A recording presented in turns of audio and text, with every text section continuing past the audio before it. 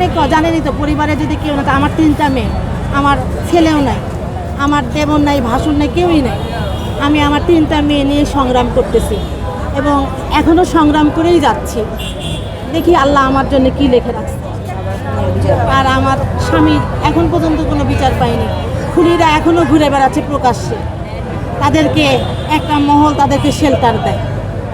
সেখানে আমরা আপনি বিচারের দাবিতে আপনার দলের কাছে গিয়েছিলেন কিনা?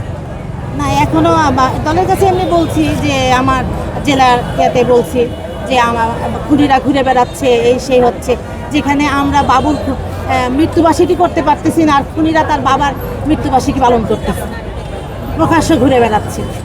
সেটা দেখে আমরা একদম মানে ভয়ের মধ্যে আছি যে আমার 3টা মেয়ে খুনিরা তো তারা তো খুব অন্যরকম, তো আমাদের জীবন সংশয় আছে।